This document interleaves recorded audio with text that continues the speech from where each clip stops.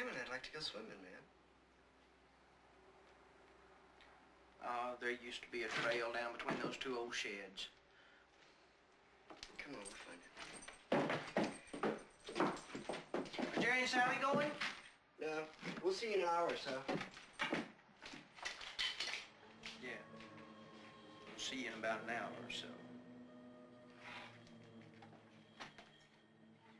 Now this we had, one of these we had to reshoot because the first week of shooting, I remember, we had a 10mm lens that was bad. Yes. And we had to come back and reshoot. I did grab something. a few of these shots again, yeah. Well, you had actually planned on a much shorter shoot, as I remember, because I remember my contract was for 2 weeks, and I shot for 4. And I kept thinking, the way the contract is written, you don't have to pay me anything. And then you paid me for the extra 2 weeks, but so I had the impression that you'd planned to actually make the shoot much shorter than it was. Is that true? I don't think so. I mean, I don't know. I know this was a fluke the first week of shooting because of a bad lens, and there was a sequence. Actually, it's coming up after this. There's a sequence that we shot that I just didn't like, and I mean, the sequence didn't play, and it was these two walk into the woods. They find a shredded tent and a watch with a nail through it, and it just didn't look right, and it didn't play right. There's something wrong with the scene, and so you'll see how we fixed it by cutting that scene out.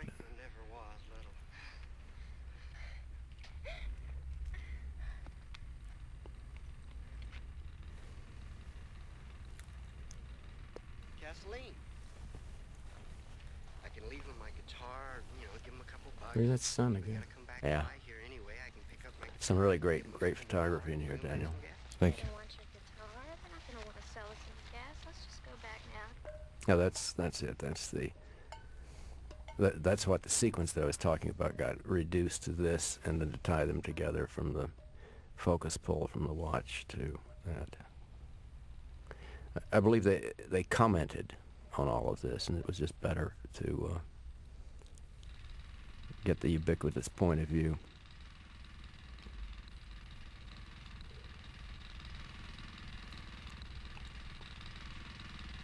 Whose cars were these?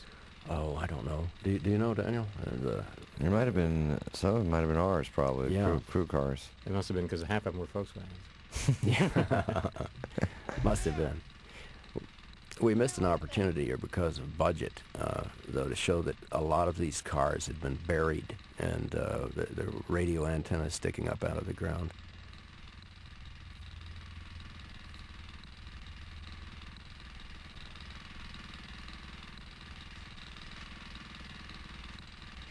It was an excellent location you found for us with, the house and all this land around it. Really was. I think, did Bob Burns find this location? I'm not sure. The art director? What was the guy, the owner's name? The guy who was living there, his name was Rocky, wasn't it? Or something Rocky like or Smokey? Smokey, Yeah. there you go, Smokey. I remember Yeah. Smokey telling me at the end of our second day, coming up to me and goes, "So you guys are finished now, right?" I'm going, "What?" And bring on the And he elephants. goes, "You're done now, right? Because they told me you're coming here for 2 days." Oh, God. And I went, "Smokey, I think it's more like 2 weeks." But well, we thought we could do it all faster.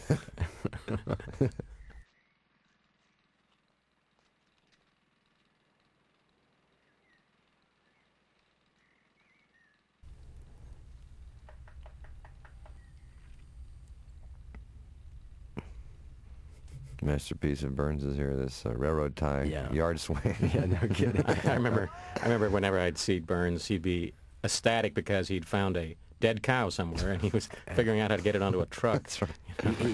Yeah, Robert kind of coveted that armadillo. And he did this. He put the filling in the teeth. Someone, or did he, or was it Dorothy?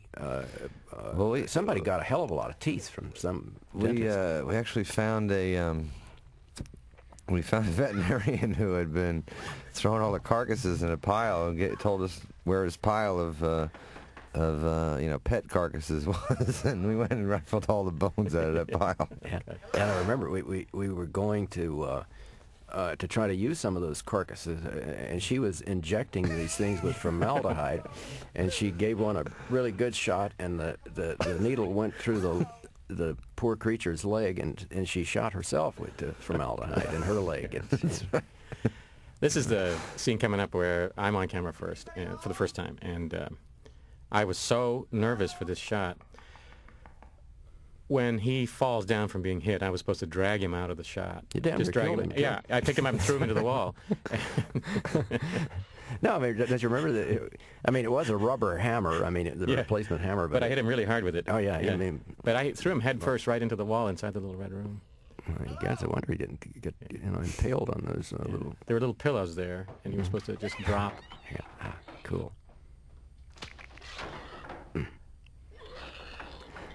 Yeah, I like this. People didn't quite understand this at the time. I mean, that it's possible for a piece of fragment of skull to shoot into the brain after this and cause that kind of nervous tick. And there's that spike of sound there that... Yeah. And here comes this is truly the best shot in the film. I think this is just magnificent. I remember us at this point we were trying to adhere very closely to a storyboard and shot list in order to maintain a schedule. Our production wanted us to stay rigid to a time schedule, and I think we had finished shooting the sequence, and Tobe and I came up with the idea for this shot, that we could make this shot that would go under the swing and approach the house on a very wide-angle lens, and the house would grow and grow and grow as you go towards it. We achieved it by me laying on this flatbed dolly and holding the camera off the front, tilting the camera up enough that you can't see the track. We're using all 40 feet of our track that we have. But we ran into quite a bit of resistance from production about us shooting the shot. No, they told us, no, you've shot all the shots you had on the storyboard here, and you've got to move on to another scene. But this is the kind of thing that comes up in the course of making a film. We come up with an idea, and if my memory is correct, Tobe, I think we had to pretty much really have a Mexican standoff over shooting that shot. Yeah, I think so. I remember we did, yeah. The shot was perfect, too, because it shows her bare back, that makes you even more uptight when she's hanging on the hook. And it really made Bob Burns uptight, because he had to come up with a harness for her. Oh, yeah, that's right, he did. He was real upset about that. I think you discovered that shot, Daniel. I think we shot the coverage first, and then you said, hey, come look at this. And then, yeah, we did have to say, no, we have to have this shot. Yeah, they threatened to fire us. We threatened to quit. Oh, We yeah. said, we have to make this shot. You can fire us when we're done with this, but this is a shot that's got to be made. Yeah. And I think it has emerged as one of the most memorable shots in the picture. Yeah, definitely. This is an interesting sequence, too, here. Remember Burns and all his chickens? And Yeah, chicken in a bird cage, yeah. chickens in a cage. I don't know if Bob liked that chicken in the bird cage. He was not very happy about the chickens in the bird cage. It was so sweltering hot, the chickens were about asleep. And we're needing some animation out of the chickens. We didn't want them to look like stuffed chickens. Well, We tried as everything. you'll see later, Tobe told me to hit the chicken when I ran by it to liven it up. All right. Yeah. Yeah, the chicken, yeah. It was There's so... our boxes of bones that are comprised of some rental bones, some from the veterinarian's pile of bones. Yeah, and we actually bought ones, yeah. bought one skeleton. That's right. Yeah, Burns told me that it was cheaper to buy a skeleton from India. Yeah, I remember that. Than it was to buy a India. plastic one. Yeah. That's It right. is. That's right. We could get a real Indian skeleton. Yeah, perfect skeletons, like, skeleton farms. I mean, perfect teeth, grown skeleton. The shot coming up is a good example of the combination of putting me in 3-inch heels, putting a mask on me that I had absolutely no peripheral vision. I could barely see out of it. And then there's a ramp. See the ramp into the little room, which meant that I was actually taller than the door frame. And in the first run-through of this, I cleared the door because I was bent down. But when we actually filmed it the first time, I had to lean back, so I was full upright, couldn't see. And you see how I bent over there? Because the first take of it, I cracked my head and fell out cold. Great sound effect, too. Oh, when I hit my head? Yeah. I remember when you ran out with Pam, Ted Nicolau's wife was driving up, I think, with their daughter, and I think you, God knows what damage you did. Oh, we should tell everybody that, by the way, that this is all live. I mean, the saw was so reliable. We had only one saw, right. and it always started. We never had any problem. I think we had well, we started having problems because we started taking the clutch out, so no one would get hurt. This shot, the saw is live, and I told Bill, don't move, and I promise you I won't hit you, but if you flinch, you're dead. And the saw is live, and the saw blade, the chain is about 3 inches from his head. And the chips were hitting him in the face as we were shooting that. Yeah, now, I remember you, Daniel, stepping away from the camera going, oh, my God. And I remember being particularly... that was a particularly strong sequence to shoot, the one you just saw. Very, very, very strong stuff coming down the lens into my eye at that time. And also in the big screenings that I went to when the film first came out, if anyone was going to walk, that's where they walked. That's where they walked, wasn't it? Well, it's so effective because it happens so fast. There's no build-up. There's nothing is telescoped. You have no idea it's going to happen until bang, she's on the hook. Gunnar, your strength really, as I'm watching it again, I can see it subtly and things like when Pam goes running out the door, you grab her and her feet are like still skittering on you've got one arm around her, she's trying to run and get away and her feet are just slipping and I remember that chainsaw is like a toothbrush in your hand. I mean, you could do anything with it. The rest of us have to pick it up and so be very careful and two-handed. You could just take it in one hand and wave it around like it weighed nothing. Really works a lot. Works well. Great. But it's funny how I tried to, it was a real problem for me because I had to come up with a character who didn't talk. And Tobe said, well, you have to be able to squeal like a pig. Mm-hmm. So I went out to a friend's place out in the country, and he had some pigs, and I'd stand out there for hours, and I had a stick. And I was poking the pigs, trying to get them to squeal. And when they'd squeal, I'd be out there squealing. And I couldn't get him to do anything, or I couldn't get myself to make the right sound. So finally, I went out to the Austin State School, which is a residential campus for retarded persons. Spent 2 days out there walking around, figuring I had to be able to represent this character physically. So I just walked around for 2 days until I had movements that you couldn't distinguish me from somebody who was a patient or a student, I guess they called it, but as some way to represent the character, since you wouldn't let me talk. Yeah, I didn't know you did that. Well, you do talk in one spot. Yeah, but you took it out. Remember, we changed that. No, it's when Jim Cito comes in and he says, right. Look what your brother's done to the door. He's got no pride in his home. And he chases in after you, and then you go something like... But, I was looking at my notes. What we did was there were gibberish lines in the script, and we sat down and you told me what the lines meant. So I wrote parenthetically what I was trying to say. And we shot it once, and you said, that doesn't work at all. There's too much intelligence in the character. Pretend that he's trying to talk but doesn't have a clue about how to really talk. So I remember reshooting that with him just going... and Matt motioning because he didn't know how to make, hadn't a clue how to speak. Right. So my one chance to have a line. Look what your brother's done to the damn door. One of my most often quoted lines. Yeah.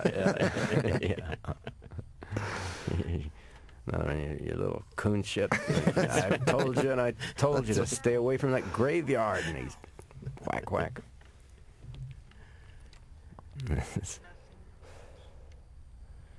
I remember when Tobe first contacted me, as I mentioned before, I was 23 years old. I just finished getting my master's degree at the University of Texas in the cinema department.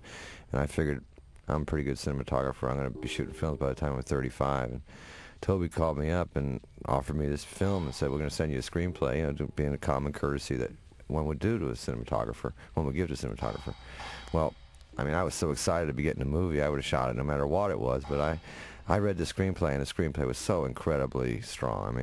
This kind of writing, this dialogue that Toby's talking about, and the film is right there on paper, man. It just sent chills up and down my spine. I could not believe it. I was in heaven. I remember you called me and you said you locked the door or something. Looking out the window. I couldn't believe it. I remember really clearly trying out for the part. I went down, I called Bob Burns, who was doubling as the casting director, and he was very vague about the movie, never told me much of anything, and said, we'll call you. And he did, about 3 days later, and asked me to come down and meet you and Danny. And I remember sitting down with you two, and you were very intense, and you described the film in real great detail, and the character, who the character was, what Leatherface was about. And then my tryout consisted of you said to me, are you violent? And I said, no. And you said, well, are you crazy? And I said, no. And you got this real worried look on your face, so you said, can you do it? And I said, oh, sure, that's easy. And he said, okay, you got the part. And then a couple of weeks later, when we were having the contract signing party where everybody was signing off, and as soon as I signed the